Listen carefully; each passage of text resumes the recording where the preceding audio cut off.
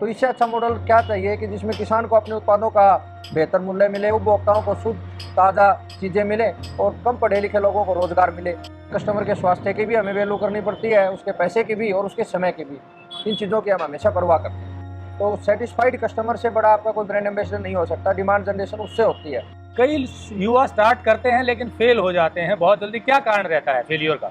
देखिए, कोई भी आदमी स्टार्ट करता है तो वो उम्मीदों के साथ ज़्यादा शुरू करता है बजाय इसके कि तैयारियों के। ये एक विन विन मॉडल है सबके लिए।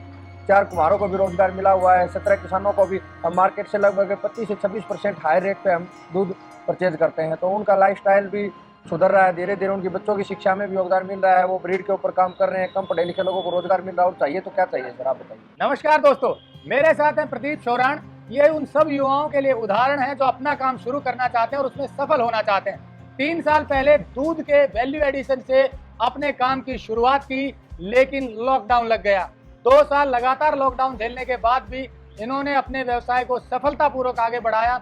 बीच में बंद भी रहा काम, लेकिन आज फिर से ये इस काम को बहुत तेजी से आगे बढ़ा रहे हैं।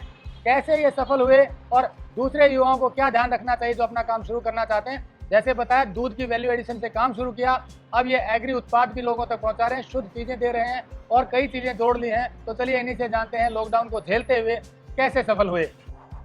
टेक्निकल फार्मिंग चैनल को सब्सक्राइब करें और बेल आइकन भी दबाएं ताकि आगे आने वाले वीडियो की नोटिफिकेशन आपको मिलती रहे। प्रदीप जी, आपने ये जो अपना रेस्टोरेंट कहिए या वैल्यू एडिशन कहिए, ये कब शुरू किया ये पूरा सिस्टम?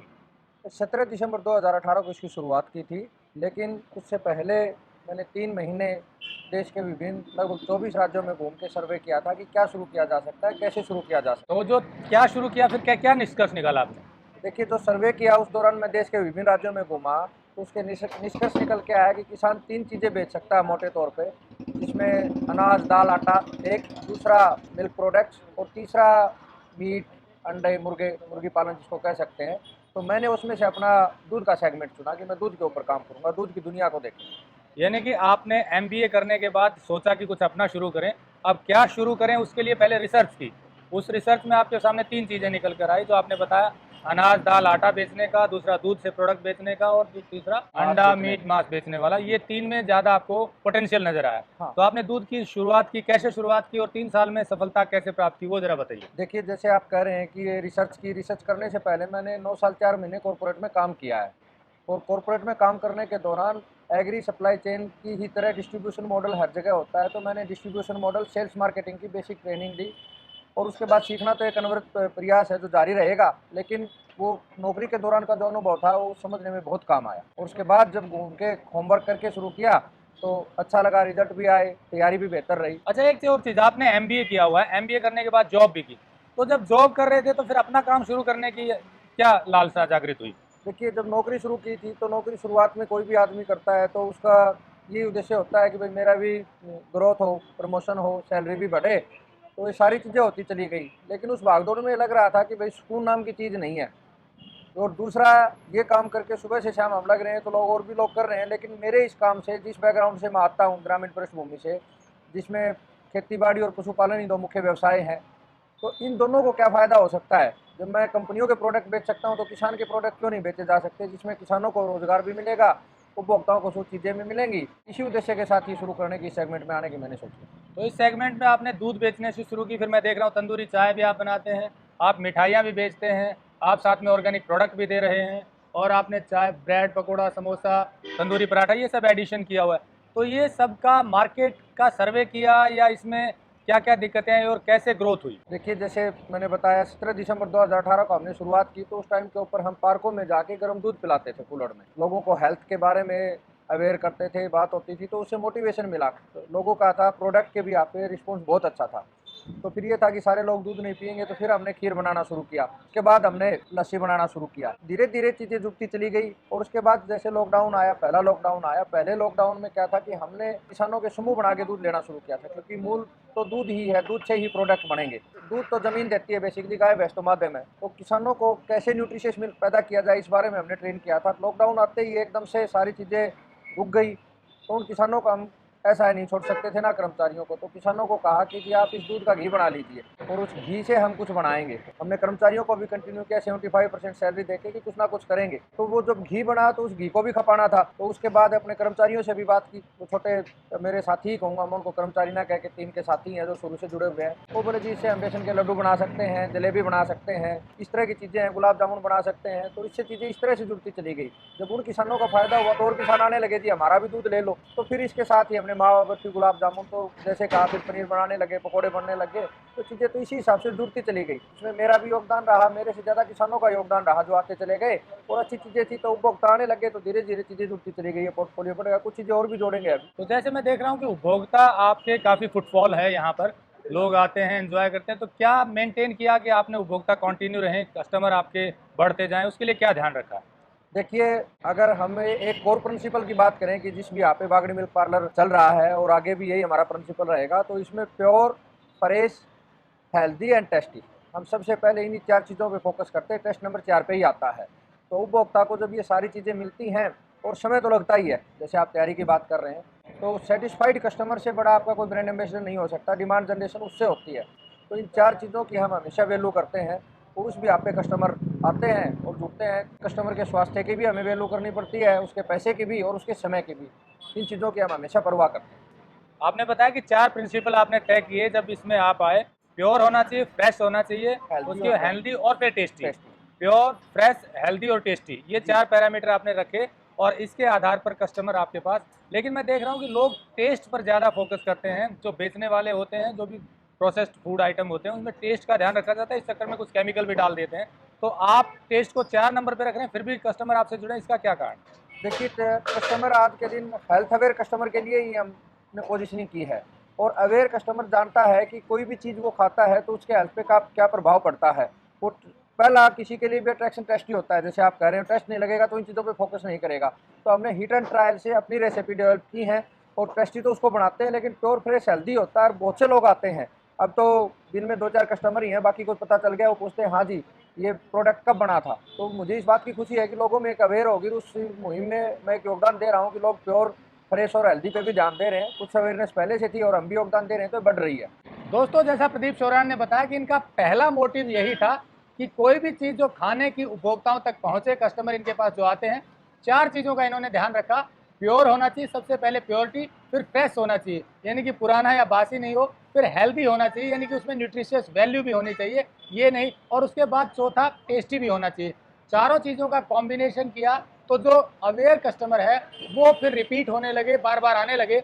और जहाँ हम बैठे हैं यहाँ पर ये सारी चीज़ें, जैसा हमने बताया, उपभोक्ता कस्टमर को देते हैं और वो बार बार आकर इनकी तारीफ करते हैं। और सारे जो भी इस इंडस्ट्री में है या जो अपना काम शुरू करना चाहते हैं, उनको ये प्रिंसिपल ज़रूर फॉलो करने चाहिए यदि लंबे समय तक टिकना है। अब ये पूछ लेते हैं कि कहाँ और किस एरिया में है ये दुकान, ताकि आपको यदि कोई और जानकारी लेनी हो या कभी यहाँ पर विजिट करना हो इनका टेस्टी भोजन, तो आ सकते हैं। कहाँ पर है और ये आपने ये लोकेशन ही क्यों चुनी? देखिए, हम रोहतक में महारानी किशोरी कॉलेज के गेट के सामने ये अपना आउटलेट है। और लोकेशन इसलिए चूज की कि जब स्टार्टअप शुरू करते हैं, जैसे आपने कहा तैयारियों का, तो जैसे मैंने बताया भी कि हम पार्कों में स्टॉल लगाते थे। शुरू में हमने फिक्स बिजनेस पहले से नहीं लिया था, क्योंकि बहुत से स्टार्टअप के चैलेंजेस होते हैं, जिसमें कैपिटल भी एक पार्ट है, ट्रेंड लेबर भी मिलना एक पार्ट है, मैन मार्केट में जगह मिलना भी। तो हमने 6 महीने अपने प्रोडक्ट के लिए एक पायलट सर्वे किया, और जब ये लगने लग गया कि प्रोडक्ट एक्सेप्ट हो रहा है मार्केट में, उसके बाद हमने जगह ली। रही बात इस जगह लेने की, ये जगह एक मेन मार्केट में मैं जगह ढूंढ रहा था, तो उसमें मेन मार्केट में जो ओपन एरिया में हो, जहाँ लोगों को पार्किंग की भी दिक्कत ना हो, प्लस ऐसा स्पेस हो कि जहाँ बैठ के पॉजिटिव वाइब्स आए। तो इसके आसपास होता है स्टूडेंट का हब है, ये पीजीआई भी साथ में है, महर्षि दयानंद विश्वविद्यालय है, और इसके आसपास 3-4 कॉलेजेस हैं, मसनात यूनिवर्सिटीज होगी, और शहर के सारे अवेयर कस्टमर मेन रोड है, यहाँ से आते हैं। तो इसलिए हमने ये जगह चूज। कई युवा स्टार्ट करते हैं लेकिन फेल हो जाते हैं बहुत जल्दी, क्या कारण रहता है फेलियर का? देखिए, कोई भी आदमी स्टार्ट करता है तो वो उम्मीदों के साथ ज़्यादा शुरू करता है, बजाय इसके कि तैयारियों के। तो मैं ये कहना चाहूँगा कि तैयारियों के साथ शुरू करें, उम्मीदें कम रखें। तैयारियों में सारी चीज़ें हैं कि हम सर्वे नहीं करना चाहते, उस पर समय नहीं लगाना चाहते, शुरू कर देते हैं। किसी भी व्यापार को करें तो उस व्यापार में मेंटर की हेल्प जरूर लें। जो एक्सपर्ट लोग होते हैं ना, मेरे पास भी 2-3 लोग हैं जिनसे मैं समय पे मार्गदर्शन लेता रहता हूँ। वो आपको बता देंगे कि क्या नहीं करना चाहिए। इसका फैसला बहुत ज़रूरी होता है क्या करना चाहिए की तुलना में। तो वो आपको एक्सपर्ट लोग बताएंगे। आप जिस बिजनेस में जाना चाहते हैं उसकी ट्रेनिंग लीजिए पहले, फिर राइट पर्सन को आप चूज कीजिए, अपने एक टीम डेवलप कीजिए, उससे रिजल्ट आएंगे। पैशेंस बहुत ज़रूरी है। लाइफ फोकस अगर हम इस चीज़ के ऊपर करेंगे कि हमें तुरंत ही रिजल्ट आने लगे तो वो एक अतिशोक्ति होगी।